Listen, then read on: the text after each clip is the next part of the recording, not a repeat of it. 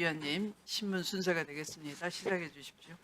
네, 송재현 과장님이 얘기한 대로 뭐 고의 또는 중과실일 경우 파면 또는 해임까지 가능하고요. 또 국가공무원법에 이 금고 이상형이 집행유예가 선고되더라도 당연퇴직 사유입니다. 어차피 그래서 마지막 좀 기회를 드리고 싶습니다. 최선영 수사관님, 네, 그러면 7월 17일에 이 개수하고 12월 17일에 12월 17일에 개수하고 네. 계장님 캐비넷에 있다가 18일 날 수리를 하신 거죠? 네, 김정민 맞습니다. 수사관에게 수리할 때 이 비닐 랩핑된 비닐 관봉권, 띠지 그리고 고무줄로 묶인 세 종류의 현금 돈다발을 김정민 수사관에게 수리했고요. 네, 하지만 거기 맞습니다. 그 과정에서 어떤 추가로 뭐 어떤 영수 처리가 된 건 아니잖아요. 네, 맞습니다. 그렇죠. 그러면 그때 분명히 인계를 접수를 잘 하신 거죠?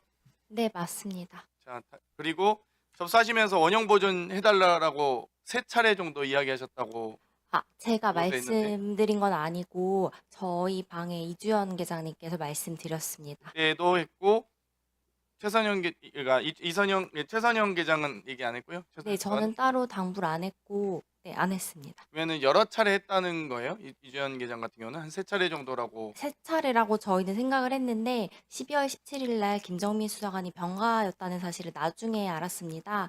그래서 12월 18일 그리고 12월 19일 두 최소 차례 두 차례 김정민 정도 수사관에게 2차례 네, 접수했고 네. 그럼 아마 17일 날은 남경민 수사관이 그 얘기를 들었는데 인계를 제대로 안 했겠네요. 남경민 수사관은 그 원형 보존 지시했다고 들었다고 했죠. 저번 청문회 때 17일 17일에는 그렇게 개수할 때는 안 들었고 적었습니다. 18, 19일 들었어요. 그러면 네네. 2차례네요. 그러면 김정민 수사관도 원형 보존 지시는 기억난다고 했어요. 그렇죠? 네, 맞습니다. 원형 보존 지시 받은 건 기억나잖아요. 네. 원형 보존 지시를 받으면서 기억이 나는데 이 랩핑된 관봉권이 기억이 안 난다는 거예요. 말은 기억이 나는데 그 물질이 기억이 안 난다는 거예요. 심지어 12년 근무한 본인 이 지금 팀에 있었던 과장, 사건 과장도 12년간 근무하면서 관봉권 한 번도 보지 못했대요. 저도 한 번도 못 봤어요.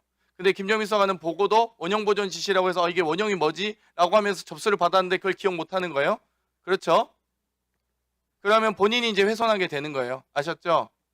본인은 기억 못하면 기억 못한 대로 평생 억울하게 사시는 거예요. 다 뒤집어 쓰고. 해임되셔서 아니 금고 이상형의 아주 중요한 과실이기 때문에 당연 퇴직 사유예요. 선고유예, 집행유예 받아도. 아시겠죠? 지금 최선영 계장이나 제가 보면 CCTV 다 접수 제대로 한 것 같아요. 보니까 아마 최재형 검사도 아마 좀 다른 잘못은 제가 지적은 하겠지만 접수는 12월 19일까지도 수리 취소 요청을 할 때까지도 지금 접수는 제대로 된 걸로 보이거든요. 절차상. 네. 시간 더 드리세요. 과정에서 혹은 지금 영치계로 가는 과정에서 김정민 수사관이 훼손한 것으로 보입니다. 아시겠습니까?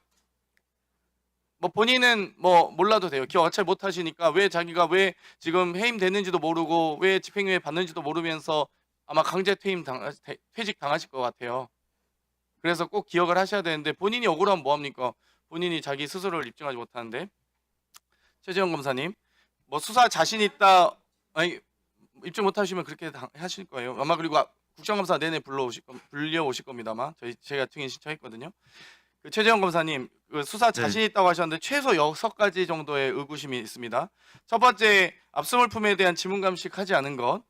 그리고 두 번째는 압수물 목록에 띠지나 관문권 스티커 형태를 구체적으로 적시하지 않은 것. 물론 여러 가지 과정에서 원형 보존 지시까지 했는데 내가 굳이 압수물 목록에 이거까지 써야 되냐라고 생각하실 수 있기는 하지만 그럼에도 불구하고 검사 생활 1, 2년 하신 것도 아니고 남부지검에서 지금 김정민 수사관은 그게 관행적으로 해왔다는 거예요. 자기는 다 띠지 떼고 다 돈 셌다. 본인 지금 진술 답안에 써 있거든요. 그리고 세 번째는 구속영장 기각당할 때 사유도 너무 한심합니다. 저는 고의로 혹은 좀 태만으로 직무 태만으로 구속영장 기각한 게 아닌가 싶을 정도로 어떻게 날짜와 금액과 방법을 구체적으로 적시하지 않고 특정하지 않고 구속영장을 신청합니까? 저는 그 부분 이해가 안 가고요. 네 번째는 인계할 때 어떤 수사팀에 다 인계했다고 하지만 보고 누락 일단 1월 9일 날 지휘체계에 보고하지 않으신 것 그리고 심지어 인계하면서까지 보고하지 말라고 하신 것 자체가 본인의 혐의를 스스로 인정하거나 은폐하려고 했다라고 보고요. 이 다섯 번째, 그리고 압수물품을 왜 수리 취소를 합니까? 본인 캐비넷에 왜 놔둡니까? 그것도 저는 이건 좀 소명하셔야 될 것 같고요. 여섯 번째, 지금 모든 수사관이 저한테 얘기하는 게 한국은행에 문의를 해서 추적 어렵다 나가니까 검찰이 네 하는 검사가 없다는 겁니다. 한국은행에 확인할 때 보통 추적 어렵다고 하더라도 어떤 추적이 어떻게 구체적으로 최소한의 이 발권자나 발권 당일이나 그때 이 입출입 기록이라도 있을 거란 거예요. 최소한 이 한국은행에 관법권이 나갈 때는 한국은행 입출입 기록이라도 확인해야 된다는 겁니다. 근데 그것도 안 하시고요. 그래서 최소 제가 보기에 지금 오늘 질의 과정에서 6가지의 의문점이 생기는데 여기에 대해서 어떻게 자신 있게 수사를 잘했다고 하시는지 도저히 이해가 안 가고요. 그 부분에 대해서 본인께서 검찰에 다시 돌아가셔서 본인 소명을 위한 최소한의 6가지는 소명하셔서 인터뷰를 하시든지 아니면 자료로 제출해 주시면 좋을 것 같습니다. 이상 질의 마치겠습니다. 네, 수고하셨습니다. 네.